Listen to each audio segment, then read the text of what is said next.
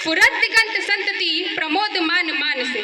जैसा कि हम सभी जानते हैं कि यह रावण द्वारा रचित भगवान शिव को प्रकट किया गया था रावण द्वारा, और यही इसके बोल संस्कृत में लिखे गए थे। हम सभी जानते हैं कि आज हम हिंदी इंग्लिश को ज़्यादा महत्व देते हैं ना कि संस्कृत को, परंतु डमट डमट डमट डमट निनाद वट मरवयम यह संस्कृत में ही लिखा गया है और ये बहुत ही लोक प्रचलित है।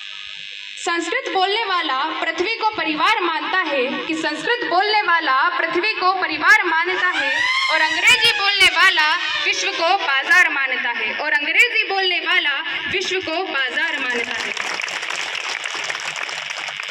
हजारों साल पहले वैदिक काल में हमारी भारतीय संस्कृति का जन्म हुआ था।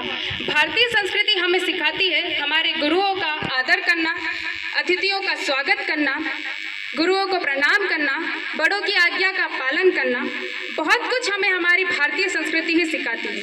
भारतीय संस्कृति के अनुसार जब तक हमारे सिर पर तिलक ना हो, हाथ में कलेवा ना हो, गले में महिलाओं के मंगलसूत्र ना हो, मांग में सिंदूर ना हो, जब तक भारतीय संस्कृति अधूरी होती है।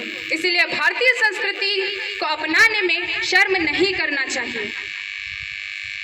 हम ऐसे भारतवर्ष के निवासी हैं जहां इस देश को एक सूत्र में बांधने का काम हमारी भारतीय संस्कृति करती है। अगर हम भारतीय राष्ट्रगान में गाते हैं पंजाब सिंध गुजरात मराठा, तो यह पंजाब सिंध गुजरात मराठा भी महर्षि अगस्त द्वारा एक सूत्र में बांधे गए थे। कभी भगवान श्री राम ने किया और कभी मर्यादा पुरुषोत्तम श्री राम द्वारा इसे एक सूत्र में बांधा गया। ऐसी है हमारी भारतीय संस्कृति।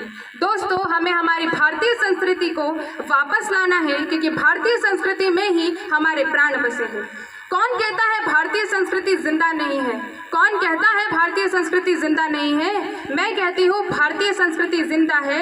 कलहन के काव्य में, शंकर के मठ में, परशुराम के अस्त्र में, राम के शस्त्र में, सावित्री सीता में, पद्मिनी की चीता में, कृष्ण की गीता में, अर्जुन की वीरता में, युधिष्ठिर की धीरता में, कर्ण के कवच के दान में, दीदी के अस्थि दान में, महाराणा प्रताप के स्वाभिमान में, हल्दी घाटी के युद्ध में, महावीर स्वामी और गौतम बुद्ध में, बैकुंठ के वर्तनी में, और देशमुख की मां कर्णी में, और श्री राम की जन्मभूमि अयोध्या में।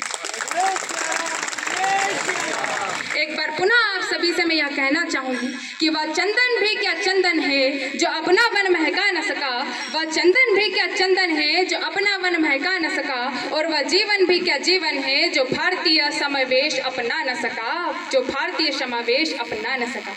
इसी के साथ मैं अपनी वाणी को यहीं विराम देना चाहूंगी। आप सभी का कीमती समय आपने मुझे दिया, इसी के लिए धन्यवाद। बहुत बहुत। भारत माता की, भारत माता की जय हिंद, जय भारत, भारत माता की जय।